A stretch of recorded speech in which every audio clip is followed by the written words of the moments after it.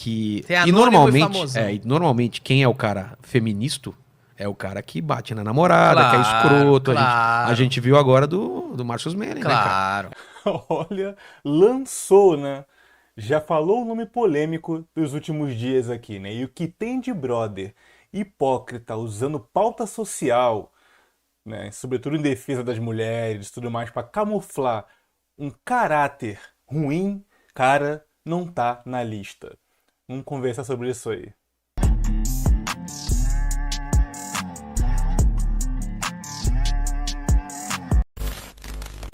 Salve, camaradas do espaço, o conselho, é uma satisfação sempre trocar essa ideia aqui com vocês, falando sobretudo sobre inteligência emocional masculina e formas de se prevenir das armadilhas sociais que armadilhas são essas?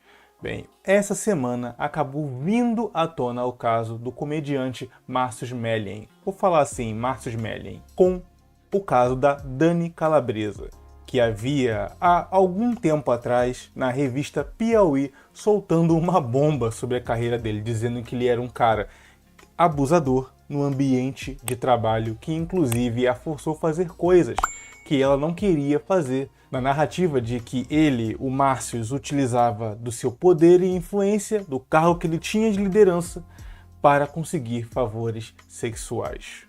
Bem, essa entrevista veio à tona por meio do programa do Cabrini, que tem um programa de entrevistas e, dentre várias polêmicas, acabou soltando diversas pérolas que vamos conversar um pouco aqui hoje. Muitos colegas de trabalho do Márcio descreviam ele como alguém que era a favor das pautas de igualdade, gênero, era um cara que tinha uma mente extremamente progressista na sua visão sobre relacionamentos, ou os papéis do que é o homem e do que é a mulher, né? Então, quando veio esse caso e estourou, muitos sequer conseguiriam crer. Ué, você, logo você, um cara que publicamente faz inclusive doações ou investimentos ou endossa causas em defesa das mulheres e tudo mais, quando vem nos bastidores se mostra alguém desse tipo. E acaba então que a também humorista Dani Calabresa veio com esse papo, né? De que ele havia não só assediado ela, mas também outras vítimas que logo vieram a público para confirmar a versão da Dani. Bem, já viu, né? Ele ficou em suspenso durante um bom tempo aí, até as coisas abaixarem um pouco e ele vir com essa entrevista no programa do Cabrini. Hoje a gente vive numa sociedade meio de sinalização de virtude. Eu quero dizer, bom, você não precisa necessariamente defender aquela causa, apenas dizer que defende. Entendeu? Como assim? Hashtags, salve o planeta, energia verde, feminismo, tags globais, causas humanitárias. As pessoas tentam vestir a carapuça de que são ótimas pessoas para esconder comportamentos agressivos, ruins, até mesmo criminosos. Eu já vou dizendo que o caso é extremamente nebuloso. A palavra de um contra a palavra de outro. Márcio, inclusive, vem com umas gravações tentando se defender, mas por um lado também dá indícios de que possui alguma culpa no cartório, que são difíceis de defender, pelo menos sem mais provas para endosar a versão dele. Então vou tratar aqui apenas de alguns pontos que eu acho interessante de tirar dessa reflexão aí. Primeiro, é engraçado que chega em um ponto da entrevista que Cabrini pergunta para ele: você acredita que se você não tivesse o cargo que você tinha na época, você seria alvo de desejo dessas mulheres, ou seja, você conseguiria conquistar, né, essas mulheres que você conquistou, que você me disse que conquistou ao longo da sua carreira? E ele acaba dando de ombros. Olha, eu não sei. Bom, mas nós aqui em nossa comunidade trocamos muito essa ideia de que um homem em cargo de poder, ele não só pode corromper a si mesmo, como também ele é corrompível pelas pessoas que o seguem. Porque essas pessoas começam a vê-lo de maneira diferente. No mercado sexual, isso é muito gritante. Mulheres tratam o homem diferente quando tem posição de poder. Isso aqui é óbvio. A gente não aqui fica de meias palavras com aquilo que é óbvio na realidade prática. Qualquer cara que ganha algum destaque, bem, já viu, né? É aquela brincadeira, o palco embeleza o homem. Agora, como eu disse, é uma via de mão dupla. As pessoas mudam o comportamento com essa que tem poder, mas a pessoa que tem poder também pode ser extremamente mudada pelo poder que atualmente tem. Como assim? Pessoas em cargos de liderança ficam muito tentadas a utilizar a sua influência para manipular as pessoas. Então é preciso ter um caráter extremamente duro e rígido para, lá na mesa de chefia, não fazer alguma burrada. E falando aqui dessa relação sexual, a coisa só piora. A tensão sexual no meio do trabalho é absurda. E voltando rapidamente aqui ao caso, Márcio inclusive revelou que havia traído a sua esposa diversas vezes. E se tivesse algo que ele deveria se desculpar, era só por isso. Negando também, então, claro, todas as acusações de assédio, de abuso que vieram não só da Dani Calabresa, mas também de outras mulheres que faziam parte da sua equipe na época. Bom, fica difícil, né, de defender Márcio Smelling publicamente, por quê?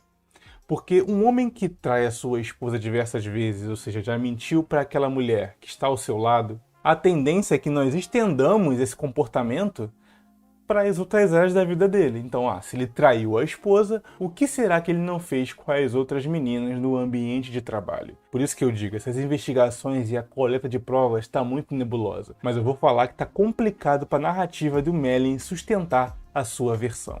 Sobretudo porque vem depoimentos de ex-colegas de trabalho dele atestando que ele possui um caráter um pouco flexível, duvidoso e tudo mais. Então tudo isso vai contar na hora de um júri bater o martelo, né? A bagagem dos outros erros dele vai pesar na decisão desse erro que ele cometeu ou que possivelmente tenha cometido. E a impressão da imagem pública dele só está descendo ladeira abaixo.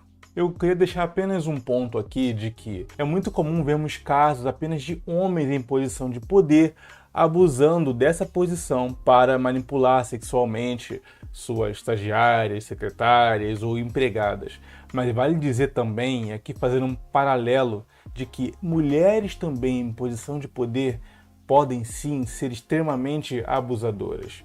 Inclusive mulheres de um poder que possuem já uma meia-idade, cria uma atmosfera de tensão sexual com um rapaz novo que chega na empresa. Quer dizer, ambos os sexos em posição de poder podem vir a se corromper porque muitas pessoas simplesmente engolem sapo para manter um trabalho. No mundo real, as pessoas não simplesmente denunciam a repartição ou a empresa que trabalham e saem por olho da rua com um sorriso no rosto. Pelo contrário, ignoram assédios morais e sexuais para se manter no emprego. Então, um dos pontos é esse. Eu quero usar esse caso dessa entrevista com Cabrini e do Smelling para entender que o problema não é o sexo ou o gênero. O problema é o poder.